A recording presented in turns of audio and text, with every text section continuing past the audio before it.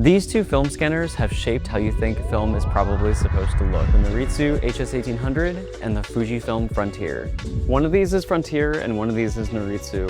Which one do you think it is? Don't overthink it, just go with your gut. All right, now let's do this properly on screen. So I'm showing you both photos unlabeled so you can decide which you prefer. To keep the scanning comparison fair, we didn't try to match them to each other. We scanned each one the way we normally would at Coastal, just trying to get the best look out of each scanner. In a few minutes, we'll reveal which is which and allow the Coastal crew to go ahead and make their own guesses as well. By the end of this, you'll know what to request when sending your film into Coastal or any other lab. So here are the rules that we're going to set. Rule number 1 is that we're going to compare a variety of very common film stocks that people tend to shoot. Rule number 2 is that we're going to be scanning the same negative on each scanner in as close to the same way as we can. Rule number 3 is that we're going to try to get the best result out of each scanner that follows Coastal's look, staying true to each scanner's tones. So today we're going to be scanning a photo from each of these rolls. So we have some E6 slide film. This is Ektachrome color positive. We have some black and white Ilford. We have some expired Portra 160 NC. We have some fresh Portra 400, or well, sort of fresh. And we have some Cinestill 800. So these are all good representatives to kind of show the differences between these two scanners. I'm expecting to see small but noticeable differences is what I'd say, but we'll see, I guess.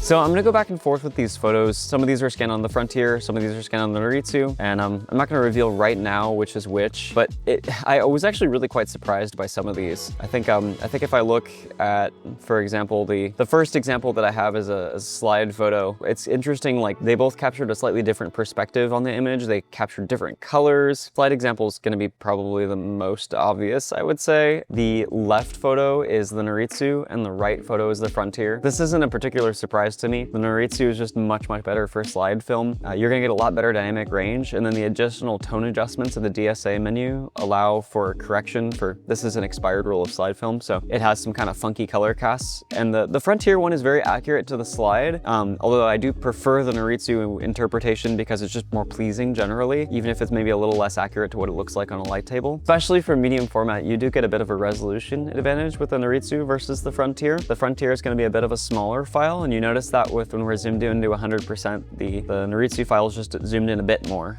Okay, for our next two, the black and white examples. This one, the Nitsu image again is the one on the left, and the Frontier is the one on the right. This one was not too much of a surprise for me because I happen to know that the Frontier SP3000 tends to produce a little bit of a warmer image. Looks like almost like a little magenta in this case. I happen to know that the Nitsu produces a true grayscale image, whereas the Frontier produces a slightly warmer image. If I'm zooming in for this one, this is 6x6. 6x6 is where you're going to see the biggest resolution difference between these two scanners. On the Nitsu, you're going to get about double the resolution of the Frontier due to the way that the image sensor works on that scanner. This is a scene of a gas station that was a kind of a minty color to it. And interestingly in this one, I'd say that the warmer kind of overall color balance of the Nitsu is really doing this scene favors. This is a golden hour shot, and the warmer tones of the right image actually are the Nitsu. I was really surprised by this image because the red tones in this are so vibrant and rich that I assumed it was from the Frontier actually. So this one was a surprise to me. The Frontier in this actually produced a bit of a cooler file. This would still warm up just fine. I could have added more yellow to this and a little bit of more red and got an image that was a lot closer to the Nitsu. But out of the box, I'd say the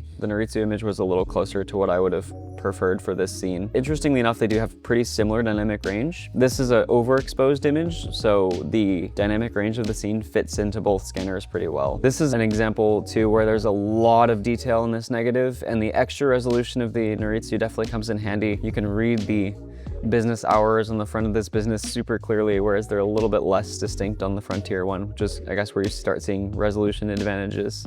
This is a super sharp file on either scanner, really. Okay, for this last Cinestill 800 example, probably one of the best true one-to-one comparisons in that both of these were scanned very similarly, and you really get to see the differences between how the scanners render color and render tonality. I was very pleasantly surprised that they captured a fairly similar amount of dynamic range. I could have pulled more back with the Nitsu file, but there wasn't a whole lot more there to capture. The sky, if I pulled it back anymore, it just kind of got gray. There wasn't anything else to go with in this sky. The halations of this are rendered beautifully in both. Interestingly, the halations are stronger looking in the Nitsu versus the Frontier. There's probably a technical reason I could get into in another video as to why that is. The grain is pretty similarly captured in this. I would say both have pretty fine grain. This was a fairly overexposed frame, so the grain is not going to be super distinct. Due to the way the Frontier renders, it looks a little bit sharper. You could also sharpen up the Nitsu file to look similar to the Frontier, however. We don't run sharpening on our Nitsu or our Frontier by any default, so it's just going to be whatever the minimum level that the scanner allows. Moving on to this photo of my director friend Fletch. This was shot out in Dade City on a Mamiya 6 camera, so very, very sharp, very high resolution, medium format camera on some expired Portra film, expired Portra 160 NC to be specific. Hey Michael, which do you think is which? Nitsu or Frontier?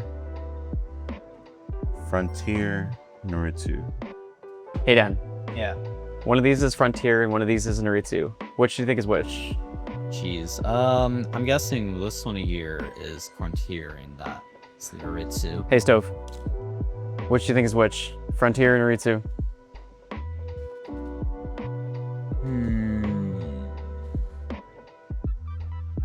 Nitsu, Frontier. Okay, if you picked that this is Nitsu and this is Frontier, then you'd be correct. The Frontier actually, I'm not terribly surprised by this, but with expired film, Frontier sometimes has a problem where it doesn't allow you a lot of range for adjusting color shifts in the highlights or shadows specifically. You can only control the overall color shift of the image. And so there are certain situations where you'll end up with a bit less of a perfect interpretation straight from scanner with an expired roll, and you'll need to do a little bit of post-processing to really bring the most out of the image. Whereas in this case, because the Nitsu software allows for a bit more flexibility, we can get an image that's a lot more ready to go straight out of the bat. And the Nitsu having its characteristic warmth is showing here. The left image is the Nitsu one, and you see how much warmer it is than the Frontier one. Although again, we can make this one a little bit warmer and a little bit more red if we wanted. I do think one thing that is a real distinct standout characteristic here is the grass. So the green of the grass is totally different. That cooler green from the Frontier versus the warmer green tones of the Nitsu are going to be one of those things that are a big difference from a look perspective, I guess. So what exactly is a film scanner?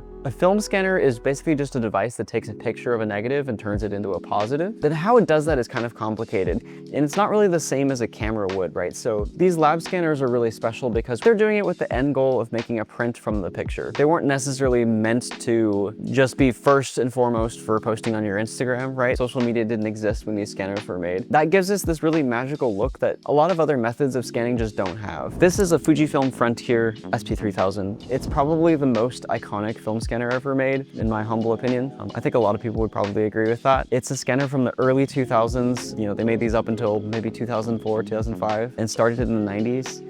And it's a really archaic piece of technology, but it has a unique and amazing look to it that I think a lot of people kind of really resonate with and find to be kind of iconic. Basically, as soon as you scan a photo, it's already pretty dang close with the scanner, but it's not gonna have a ton of flexibility. It gives you broad control over the individual color channels. So in this case, it's CMY because again, coming from the printing world, but you don't have control over the shadows or highlight tone specifically, other than just adjusting the contrast. And the way it adjusts contrast is a very silly, old-timey, where it just kind of shows you these little pictures, and you can say all soft or standard or all hard, and that's referring to how it sets the contrast curve in the scanner, basically. This is the Nitsu HS1800. The Nitsu is about 10 years newer scanner than our Frontier over here, and the main differences between the Frontier and this one is that this one will give you a bit of a different image, and the way that it looks different is mostly as follows. So it's going to be a little bit less contrasty. The Scantex will have a bit more control in scanner about how your final image comes out looking like, and it gives you a bit more flexibility when you have an underexposed or a roll that's basically less than standard. We generally find that people that like to do a lot of their own post work tend to like Nitsu. If you shoot a lot in kind of less than ideal situations, the Nitsu scanner is going to be more the one for you. So you're probably wondering, which film scanner should I choose? You want to choose the Nitsu or the Frontier? And that's a question that can go a lot of different directions, but I think usually as a general rule of thumb, if you like your photos to to be kind of all over a little bit warm, maybe a little lower contrast so that you can either do a little bit of post editing or that's just your preferred style, then the Nitsu will be great. If you want to have an image that is more or less ready to go, that doesn't need a lot of post work, that'll have a little cooler shadows and a bit more saturation and punch to it, then the Frontier is amazing. Usually I'd kind of go with one of those two based off of that. So if you want us to scan your next order on Frontier or Nitsu, you can select that when you do checkout. If you don't have that preference yet though, write a note including what your scan preferences generally are, and we can select the best scanner for you.